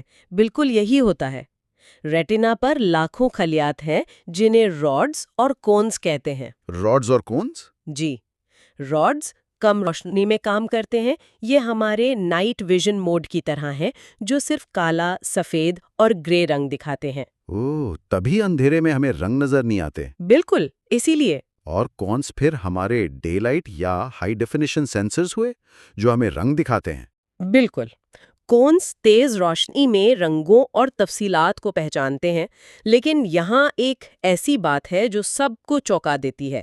آپ کے ایک سورس میں اس کا ذکر ہے۔ جی؟ جس طرح پرانے کیمرے کا لینس تصویر کو فلم پر الٹا بناتا تھا، ہماری آنکھ کا لینس بھی ریٹنا پر تصویر کو الٹا بناتا ہے۔ ایک منٹ ٹھہریں، آپ یہ کہہ رہی ہیں کہ اس وقت میں جو کچھ بھی دیکھ رہا ہوں اس کی تصویر میرے ریٹنا پر الٹی بن رہی ہے؟ جی بالکل۔ تو کیا اس کا مطلب یہ ہے کہ جب ہم بچے ہوتے ہیں تو شروع میں دنیا کو الٹا دیکھتے ہیں جب تک کہ ہمارا دماغ یہ کرتب سیکھ نہیں لیتا؟ یہ ایک زبردست سوال ہے اور سائنسدان اس پر اب بھی تحقیق کر رہے ہیں۔ زیادہ تر کا خیال ہے کہ دماغ شروع سے ہی اس فارمیٹ کا عادی ہوتا ہے، اسے کبھی سیدھا کرنا سیکھنا نہیں پڑتا، وہ بس الٹے سگنلز کو ہی سیدھا سمجھتا ہے۔ اچھا۔ ریٹنا پر موجود راڈز اور کونز اس روشنی کو برقی سگنلز میں بدلتے ہیں جو آپٹک نرو کے ذریعے دماغ کے پچھلے حصے یعنی آکسیپیٹل لوب تک پہنچتے ہیں۔ بالکل، ایکسیپیٹل لوب تک، جو ہمارے دماغ کا ویژول اسٹوڈیو ہے۔ اور اس اسٹوڈیو میں کیا ایڈیٹنگ ہوتی ہے؟ بہت کچھ ہوتا ہے۔ سب سے پہلے دماغ اس الٹی تصویر کو سیدھا کرتا ہے، پھر وہ کون سے آنے والے سگنلز کا تجزیہ کر کے رنگ بھرتا ہے۔ وہ دونوں آنکھوں سے آنے والی دو تھوڑی مختلف تصویروں کو ملا کر ایک سے جہتی یعنی 3D منظر بناتا ہے، جس سے ہمیں گہرائی کا احساس ہوتا ہے۔ جی بالکل۔ تو جو صاف سیدھی رنگین دنیا ہم دیکھ رہے ہیں وہ حقیقت کی ہو بہو ریکارڈنگ نہیں، بلکہ ہمارے دماغ کی ایک شاندار تخلیق ہے۔ آنکھ صرف خام فوٹیج بھیجتی ہے، اصل فلم ساز تو دماغ ہے۔ واہ! تو ہمارا دماغ آنکھوں کے لیے ایک ماسٹر فلم میکر ہے، لیکن فلم کا ساؤنڈ ٹریک بھی تو ہوتا ہے۔ تو کیا دماغ ہمارا ذاتی ساؤنڈ انجینئر بھی ہے؟ وہ ہوا میں موجود ان لہروں کو موسیقی، گفتگو یا شور میں کیسے بدلتا ہے؟ سماعت کا عمل بھی اتنا ہی تخلیقی ہے۔ آواز اصل میں ہوا میں دباؤ کی لہریں ہیں۔ یہ لہریں ہمارے کان میں داخل ہو کر کان کے پردے یعنی ایئر ڈرم سے ٹکراتی ہیں، جس سے اس میں تھرتھراہٹ پیدا ہوتی ہے۔ ان سب سے چھوٹی ہڈیاں ہیں۔ میں نے ان کے بارے میں پڑھا ہے، یہ ایک طرح کا میکینیکل ایمپلیفائر ہے نا، جیسے کسی پرانے اسٹیریو سسٹم کا پہلا حصہ جو سگنل کو ڈیجیٹل بننے سے پہلے ہی طاقتور بنا دیتا ہے۔ بالکل، یہ ہڈیاں اس تھرتھراہٹ کو تقریباً 20 گنا بڑھا دیتی ہیں۔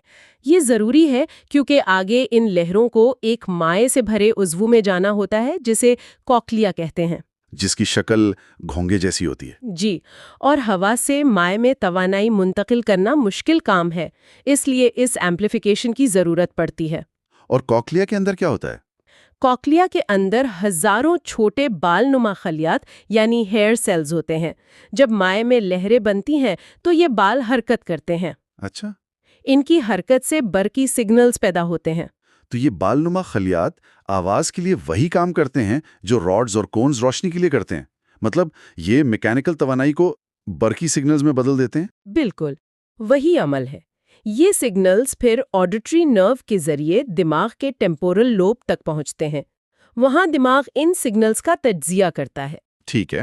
لہروں کی فریکوینسی سے وہ آواز کی پچ یا اونچائی کا تعین کرتا ہے، شدت سے والیوم کا، اور لہروں کی پیچیدگی سے آواز کے معیار یا ٹمبر کا۔ یہی وہ چیز ہے جو ہمیں ایک ہی سر بجانے والے ستار اور گٹار کی آواز میں فرق بتاتی ہے؟ بالکل۔ اور کمال کی بات تو یہ ہے کہ ہمیں یہ بھی پتہ چل جاتا ہے کہ آواز کس سمت سے آ رہی ہے۔ یہ کیسے ممکن ہوتا ہے؟ اس کا طریقہ بہت ذہانت والا ہے۔ اگر آواز آپ کے دائیں طرف سے آ رہی ہے تو وہ دائیں کان میں چند مائکرو سیکنڈ پہلے پہنچے گی۔ چند مائکرو سیکنڈ؟ جی، اتنا معمولی فرق۔ دماغ اس انتہائی معمولی سے فرق کا حساب لگا کر آواز کی سمت کا تعین کر لیتا ہے۔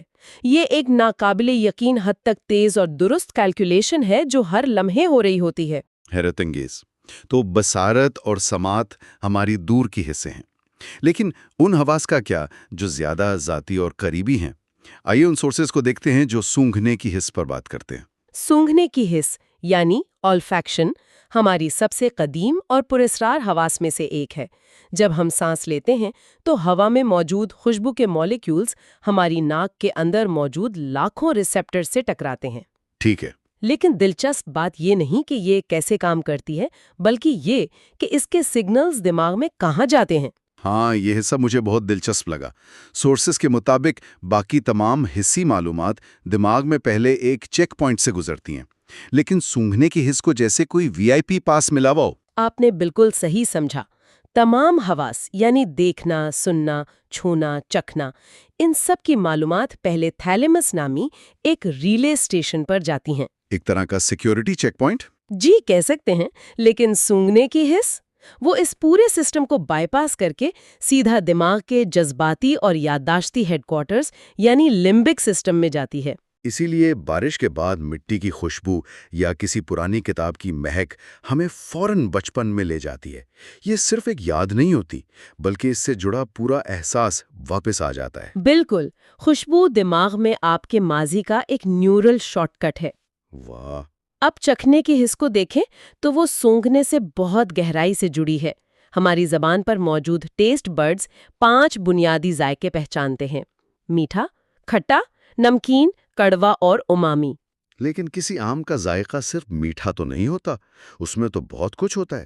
اسے ہم فلیور کہتے ہیں۔ اور وہ فلیور دراصل ذائقے اور خوشبو کا ملاپ ہے۔ جب ہم کھانا چباتے ہیں تو اس کے مالیکیولز ہمارے گلے کے پچھلے حصے سے ہو کر ناک کے ریسیپٹرز تک بھی پہنچتے ہیں۔ دماغ ان دونوں معلومات کو ملا کر فلیور کا تجربہ تخلیق کرتا ہے۔ اوہ، تو یہ بات ہے۔ مجھے ایک بار شدید زکام ہوا تھا اور میں نے اپنی پسندیدہ بریانی کھائی اور اس کا ذائقہ بالکل پھیکا، جیسے نمکین گودا ہو۔ مجھے لگا میری زبان خراب ہو گئی ہے، لیکن اصل میں میرا ناک آف لائن تھا۔ بالکل یہی وجہ ہے۔ اور آخر میں آتی ہے چھونے کی حس۔ ہماری جلد ہمارا سب سے بڑا حسی عضو ہے۔ صحیح۔ اس میں دباؤ، درجہ حرارت، درد اور تھر تھراہٹ کو محسوس کرنے کے لیے الگ الگ ریسیپٹرز ہیں۔ لیکن ہمارے جسم کے سارے حصے ایک جیسے حساس کیوں نہیں ہوتے؟ مثلاً میں اپنی انگلیوں کے پوروں سے بریل پڑھ سکتا ہوں، لیکن اپنی کوہنی سے نہیں، کیوں؟ اس کا جواب دماغ میں چھپا ہے۔ یہ سگنلز دماغ کے ایک خاص حصے سومیٹو سینسری کارٹیکس تک جاتے ہیں۔ دماغ ہمارے جسم کے حصوں کی حساسیت کے مطابق اپنے وسائل تقسیم کرتا ہے۔ اچھا۔ جن حصوں جیسے ہونٹ اور انگلیوں کے پوروں میں ریسیپٹر زیادہ ہوتے ہیں، دماغ میں ان کے لیے اتنی ہی زیادہ جگہ مختص ہوتی ہے۔ کیا اس پر مبنی انسان کا کوئی عجیب سا ماڈل بھی ہے، جس کے ہاتھ اور ہونٹ بہت بڑے اور باقی جسم چھوٹا سا ہو؟ بالکل، اسے سینسری ہومیونکلس کہتے ہیں۔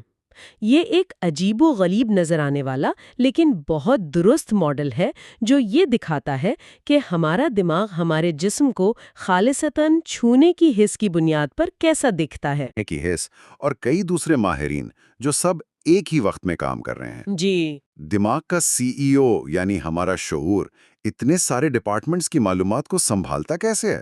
اس کا تو سرکٹ ہی اڑ جانا چاہیے۔ یہی تو دماغ کا سب سے بڑا کمال ہے، جسے سینسری انٹیگریشن یا حسی ادغام کہتے ہیں۔ دماغ ان سب معلومات کو الگ الگ نہیں دیکھتا، بلکہ ان سب کو ملا کر ایک متحدہ حقیقت بناتا ہے۔ ایک مثال دے سکتی ہیں؟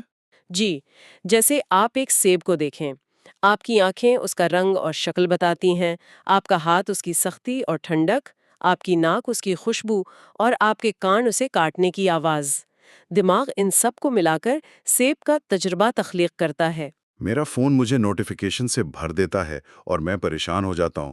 دماغ حقیقت کے ان لاتعداد نوٹیفیکیشن سے مغلوب کیوں نہیں ہوتا؟ کیونکہ اس کے پاس دنیا کا بہترین فلٹرنگ سسٹم ہے۔ فیلمس، جسے ہم نے پہلے ریلے اسٹیشن کہا تھا، وہ ایک گیٹ کیپر کا کام بھی کرتا ہے۔ ٹھیک ہے۔ وہ فیصلہ کرتا ہے کہ کون سی معلومات اہم ہے اور کسے نظر انداز کرنا ہے۔ یہی توجہ یعنی اٹینشن کی بنیاد ہے۔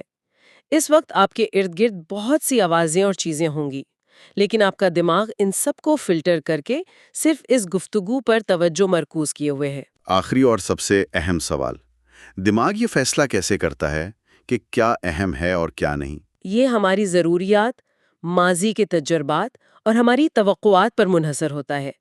اگر آپ کو بھوک لگی ہے تو کھانے کی خوشبو آپ کی توجہ فوراً کھینچ لے گی۔ صحیح۔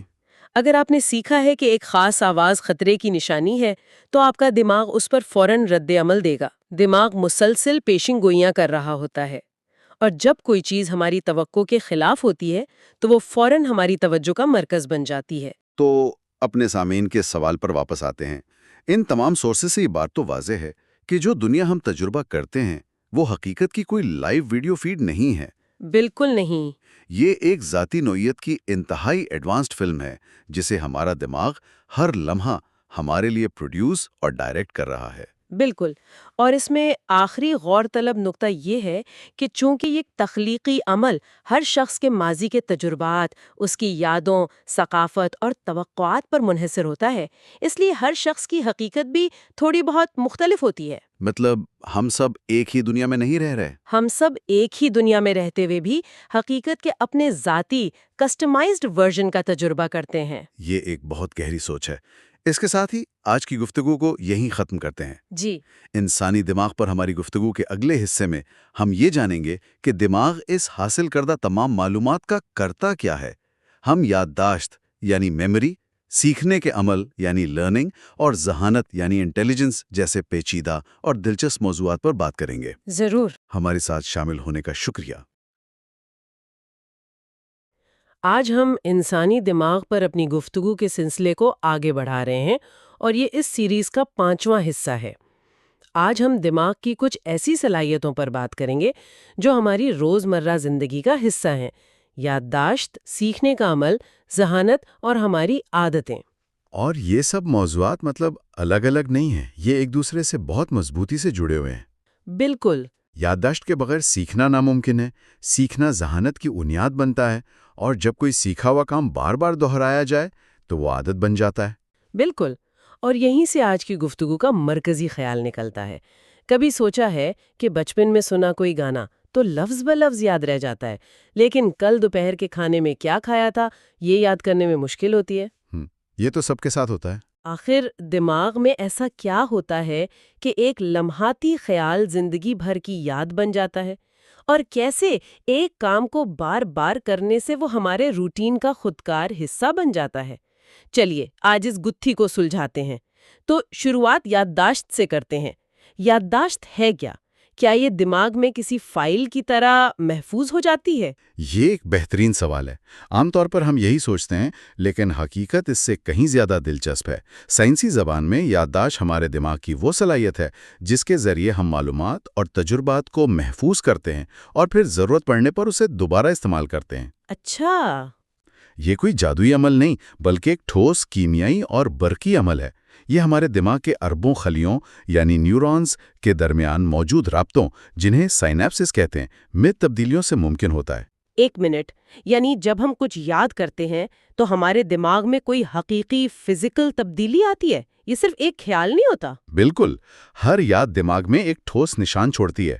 سائنسدان اس نشان کو اینیگرام کہتے ہیں۔ اینیگرام؟ جی، اسے یوں سمجھیں جیسے گیلی ریت پر قدموں کے نشان بن جاتے ہیں۔ جب کوئی تجربہ ہوتا ہے تو نیورونز کا ایک مخصوص گروہ ایک ساتھ فعال ہوتا ہے اور ان کے درمیان رابطے مضبوط ہو جاتے ہیں۔ یہی مضبوط رابطہ اینگرام یا یادداشت کا فزیکل ٹریس ہے۔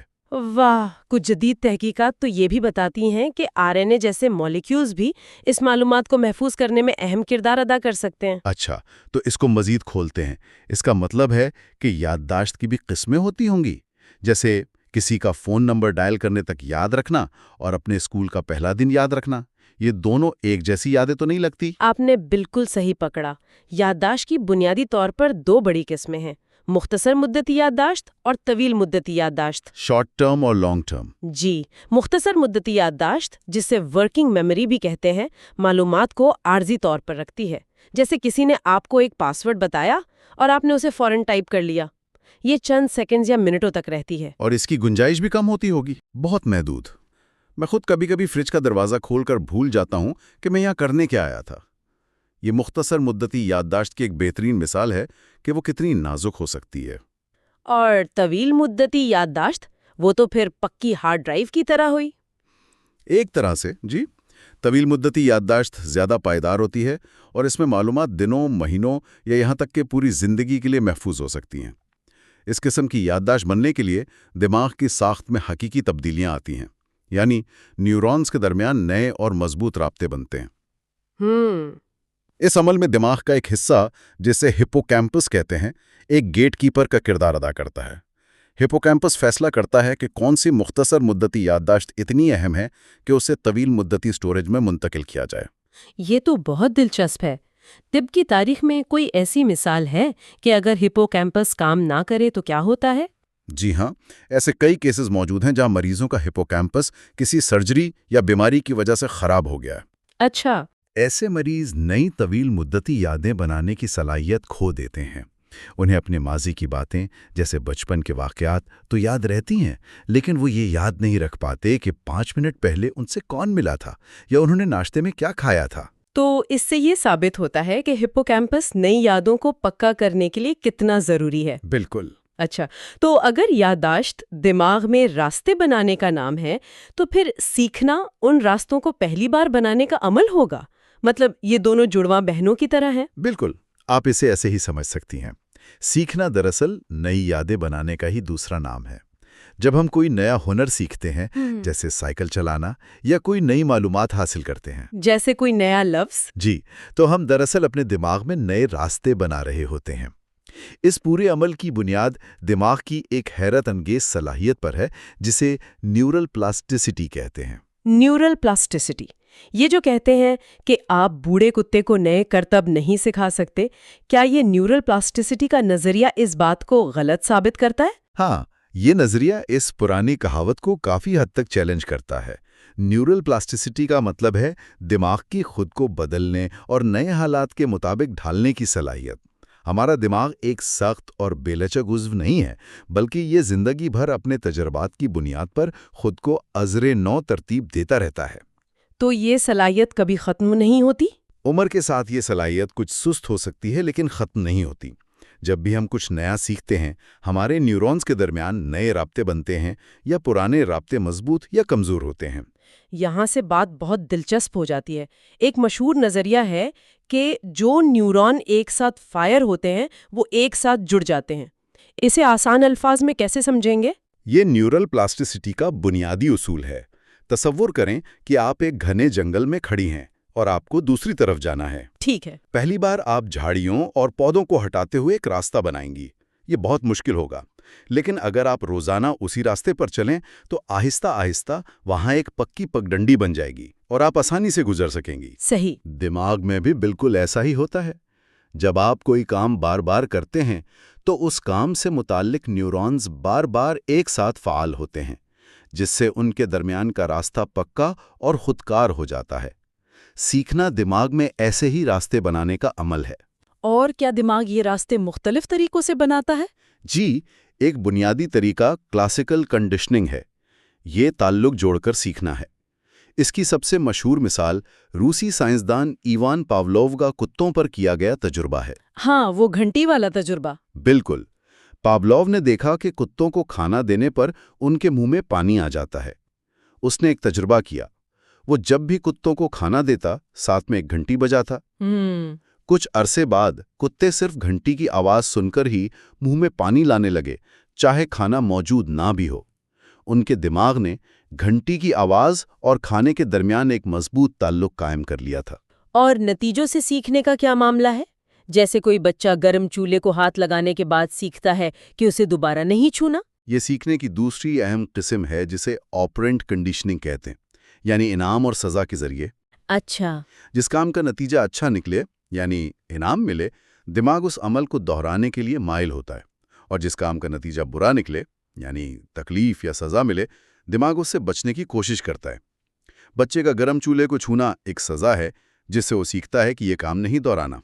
और शाबाश मिलना एक इनाम है, जो इस काम को मजबूत करता है। बिल्कुल। ठीक है, तो हमने मालूमात को ज़ख़ीरा करने यानी याददाश्त और उसे हासिल करने यानी सीखने पर बात की, लेकिन इन रास्तों को कितनी मौसर तरीके से इस्तेमाल किया जाता है, क्या इसी को हम ज़हानत कहते हैं?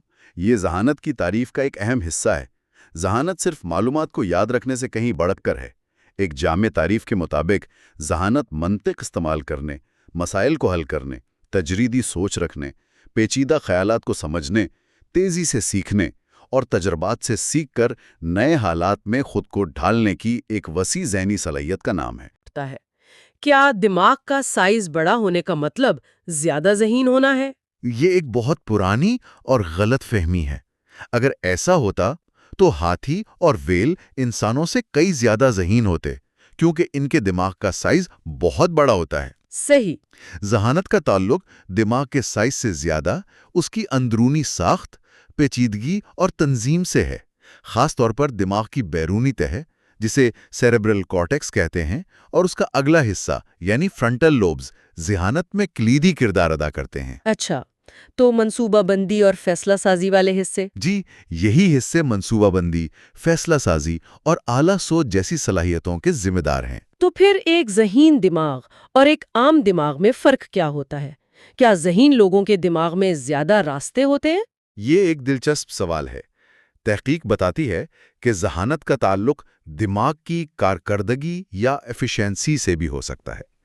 ایک مطالعے سے پتہ چلا کہ زیادہ آئی کیو والے افراد جب کوئی ذہنی کام کرتے ہیں تو ان کا دماغ کم آئی کیو والے افراد کے مقابلے میں کم توانائی استعمال کرتا ہے۔ یعنی وہ کم محنت میں وہی کام کر لیتے ہیں؟ بالکل، ان کا دماغ اسی کام کو زیادہ مؤثر طریقے سے کر لیتا ہے۔ جہاں تک آئی کیو ٹیسٹ کا تعلق ہے، ہاں، اسی پر میں آنے والی تھی۔ اگر آئی کیو ٹیسٹ اتنے محدود ہیں تو پھر بھی انہیں کالجوں اور نوکریوں میں اتنی اہمیت کیوں دی جاتی ہے؟ کیا اس میں کوئی تضاد نہیں ہے؟ یہ ایک بہت اہم نکتہ ہے۔ دیکھیں، آئی کیو ٹیسٹ منطق، پیٹرن پہچاننے اور مسئلہ حل کرنے جیسی کچھ مخصوص صلاحیتوں کو ناپنے کے لیے بنائے گئے ہیں، اور اس میں وہ کافی کارآمد بھی ہو سکتے ہیں۔ لیکن وہ ذہانت کی مکمل تصویر پیش نہیں کرتے۔ بالکل نہیں۔ وہ تخلیقی صلاحیت، جذباتی ذہانت یا عملی سمجھ جیسی چیزوں کی پیمائش نہیں کر سکتے۔ ان کی اہمیت اس لیے ہے کہ وہ تعلیمی میدان میں کامیابی کی پیشگوئی کرنے کا ایک پیمانہ فراہم کرتے ہیں، لیکن یہ کسی شخص کی مجموعی قابلیت یا زندگی میں کامیابی کا حتمی پیمانہ ہرگز نہیں۔ یہ سفر بہت دلچسپ رہا ہے، یادداشت سے سیکھنے اور پھر ذہانت تک۔ اب آخری مرحلے پر آتے ہیں جس سے ہم سب روز گزرتے ہیں، عادتیں۔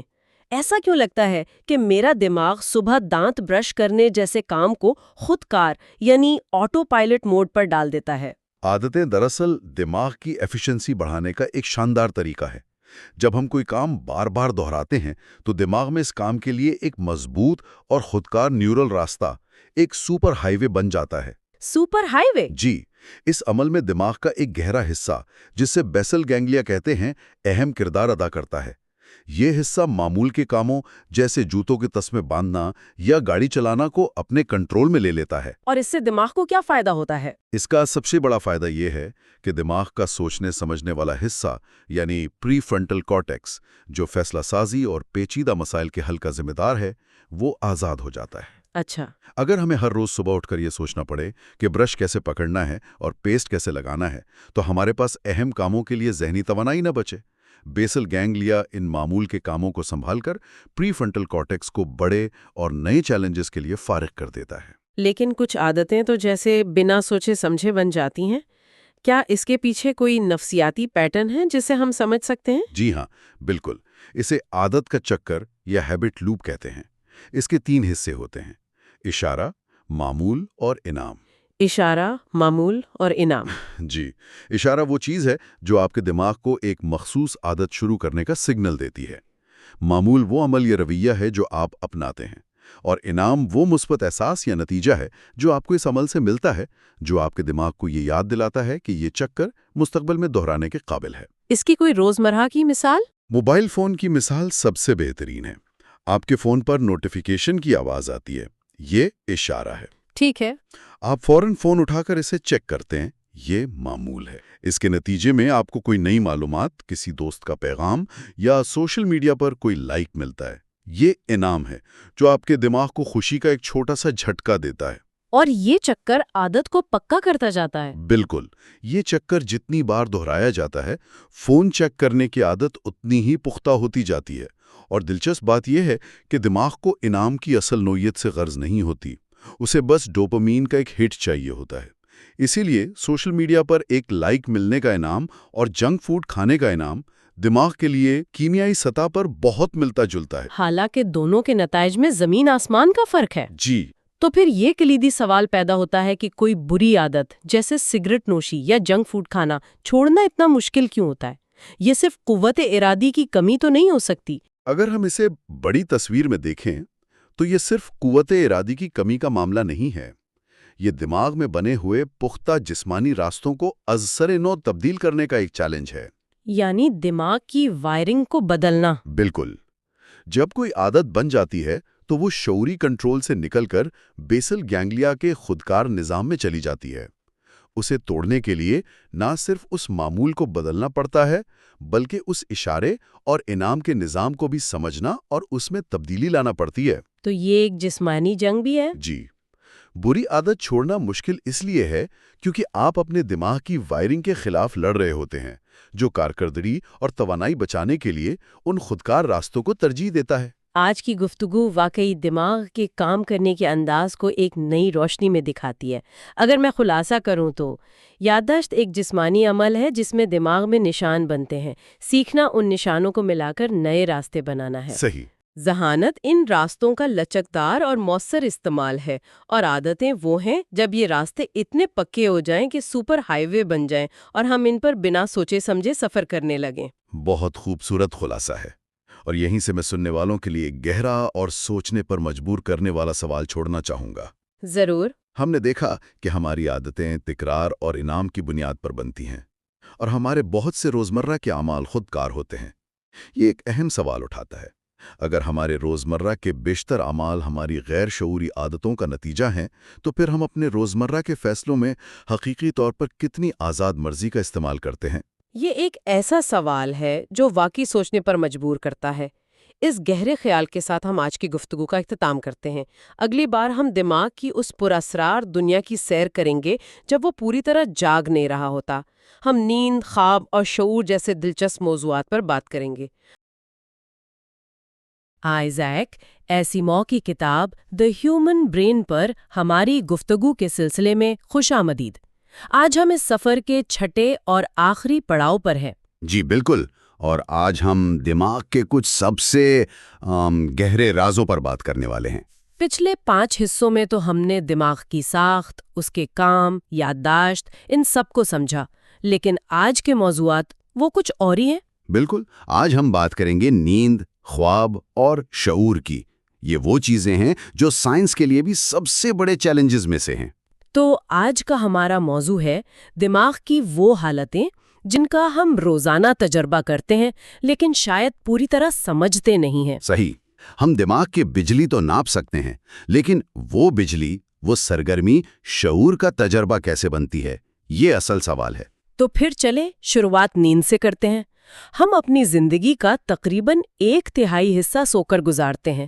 عام خیال تو یہی ہے کہ دماغ بس آف ہو جاتا ہے نا؟ نہیں، یہ ایک بہت بڑی غلط فہمی ہے، اور کتاب اس پر بہت زور دیتی ہے۔ دماغ نیند میں بند نہیں ہوتا، بلکہ وہ اپنا کام کرنے کا انداز بدل لیتا ہے۔ حالت نہیں ہے۔ اسے سمجھنے کے لیے ہمیں دماغ کی برقی لہروں کو دیکھنا ہوگا۔ اچھا، وہ جنہیں EEG سے ماپتے ہیں؟ جی ہاں، الیکٹرو انسیفیلوگرام۔ دیکھیں، جب ہم جاگ رہے ہوتے ہیں تو دماغ میں بہت تیز بے ترتیب لہریں ہوتی ہیں، انہیں کہتے ہیں بیٹا ویوز۔ جیسے ایک مصروف بازار کا شور؟ بالکل، لاکھوں نیورونز ایک ساتھ الگ الگ کام کر رہے ہیں، لیکن جب آپ پرسکون ہوتے ہیں، آنکھیں بند کرتے ہیں تو دماغ الفا ویوز پیدا کرتا ہے۔ یہ زیادہ سست اور منظم ہوتی ہیں۔ اور گہری نیند میں تب کیا ہوتا ہے؟ کیا مکمل خاموشی چھا جاتی ہے؟ نہیں، بلکہ اس سے بھی زیادہ دلچسپ کام ہوتا ہے۔ گہری نیند میں دماغ ڈیلٹا ویوز پیدا کرتا ہے۔ یہ بہت ہی سست لیکن بہت اونچی لہریں ہیں۔ اونچی لہریں؟ جی، اس کا مطلب یہ نہیں کہ دماغ خاموش ہے، اس کا مطلب یہ ہے کہ اب اربوں نیورونز ایک ساتھ ایک ہی سر میں گا رہے ہیں۔ وہ پہلے والا شور ختم ہو گیا ہے۔ واہ، تو یہ ایک طرح کا ریسٹ یا مینٹیننس موڈ ہے، جیسے دفتر بند ہونے کے بعد رات کو صفائی اور مرمت کا کام ہوتا ہے۔ بہترین مثال دی آپ نے، بالکل یہی ہوتا ہے۔ دماغ دن بھر کی معلومات کو منظم کرتا ہے، غیر ضروری کنیکشنز کو صاف کرتا ہے، اور اس سارے عمل کو دماغ کے تنے میں موجود ایک سسٹم، ریٹیکولر ایکٹیویٹنگ سسٹم یا RAS کنٹرول کرتا ہے۔ اچھا، تو نیند دماغ کے لیے بہت ضروری ہے، لیکن اسی نیند میں دماغ ہمیں عجیب و غریب فلمیں بھی دکھاتا ہے، خواب۔ ہم خواب کیوں دیکھتے ہیں؟ خوابوں کا تعلق نیند کے ایک بہت ہی خاص مرحلے سے ہے جسے ریپڈ آئی موومنٹ یا REM سلیپ کہتے ہیں۔ ہاں، میں نے اس کے بارے میں پڑھا ہے۔ اس میں آنکھیں تیزی سے حرکت کرتی ہیں نا؟ جی، بند پلکوں کے پیچھے، اور سانس بے ترتیب ہو جاتی ہے۔ لیکن سب سے حیران کن بات یہ ہے کہ اس وقت دماغ کی برقی سرگرمی تقریباً ویسی ہی ہوتی ہے جیسی جاگتے ہوئے۔ ایک منٹ، مطلب ہمارا دماغ پوری طرح فعال ہے، جاگنے جتنا، لیکن جسم سو رہا ہے؟ یہ کیسی بات ہوئی؟ آپ نے بالکل صحیح پکڑا، اور اس سے بھی حیران کرنے والی بات یہ ہے کہ REM نیند کے دوران دماغ کا تنا جسم کے بڑے پٹھوں کو عارضی طور پر مفلوج کر دیتا ہے۔ مفلوج؟ کیوں؟ یہ ایک طرح کی حفاظتی تدبیر ہے، چونکہ خوابوں میں ہم بھاگ رہے ہوتے ہیں، لڑ رہے ہوتے ہیں۔ یہ فالج ہمیں اپنے خوابوں پر جسمانی طور پر عمل کرنے سے روکتا ہے، ورنہ تو ہر رات کمرے میں ایک ہنگامہ برپا ہو۔ یہ تو سمجھ میں آتا ہے، لیکن ان خوابوں کا مقصد کیا ہے؟ کیا یہ بس دماغ کا شور ہے؟ اس کے کئی نظریات ہیں۔ ایک مقبول خیال یہ ہے کہ خواب دماغ کا اپنے آپ سے بات کرنے کا طریقہ ہے۔ دن بھر کے تجربات، یادیں، جذبات، دماغ ان سب کو ایک ساتھ ملا کر ایک کہانی بنانے کی کوشش کرتا ہے۔ شاید اسی لیے خوابوں میں اکثر کوئی منطق نہیں ہوتی، کیونکہ دماغ بس بے ترتیب چیزوں کو جوڑ رہا ہوتا ہے۔ بالکل، خوابوں میں منطق کی کمی اس لیے بھی ہے کیونکہ دماغ کا وہ حصہ جو تنقیدی سوچ کرتا ہے نا، پری فرنٹل کورٹیکس، وہ اس وقت زیادہ فعال نہیں ہوتا، جبکہ جذباتی مراکز پوری طرح ایکٹیو ہوتے ہیں۔ لیکن کبھی کبھی خواب اتنے حقیقی اور بامعنی لگتے ہیں، ایسا لگتا ہے ان میں کوئی پیغام ہے۔ کتاب کے مطابق خواب خود بامعنی نہیں ہوتے۔ ہمارا جاگتا ہوا ذہن ان بے ربط کہانیوں میں معنی تلاش کرنے کی کوشش کرتا ہے۔ ہمارا دماغ پیٹرن ڈھونڈنے والی مشین ہے، وہ ہر چیز میں کوئی نہ کوئی مطلب نکال ہی لیتا ہے۔ یہ بات کہ دماغ بیرونی دنیا کے بغیر بھی ایک مکمل حقیقت بنا سکتا ہے، یہ ہمیں شعور کے سوال کی طرف لے جاتی ہے۔ یہ میں کون ہے جو یہ سب تجربہ کر رہا ہے؟ یہ آگاہی کہاں سے آتی ہے؟ اور اب ہم اس گفتگو کے سب سے بڑے، سب سے مشکل سوال پر آ گئے ہیں: شعور کیا ہے؟ یہ صرف ماحول سے آگاہی تو نہیں ہے، یہ خود اپنے وجود سے آگاہی ہے۔ جی، کتاب کے مطابق اس کا تعلق سیریبرل کارٹیکس کی ناقابل یقین پیچیدگی سے ہے۔ دیکھیں، ہمارے دماغ میں اربوں نیورونز ہیں، اور ہر نیورون ہزاروں دوسرے نیورون سے جڑا ہے۔ خربوں کے حساب سے رابطے بنتے ہیں۔ بالکل۔ تو نظریہ یہ ہے کہ جب کوئی نظام اتنا پیچیدہ ہو جاتا ہے تو اس میں سے نئی خصوصیات ابھرتی ہیں، ایسی خصوصیات جو اس کے انفرادی حصوں میں نہیں ہوتی۔ شعور بھی دماغ کے اس نیٹ ورک کی ایک ایسی ہی ابھرتی ہوئی خاصیت ہے۔ اس کی کوئی سادہ مثال ہے؟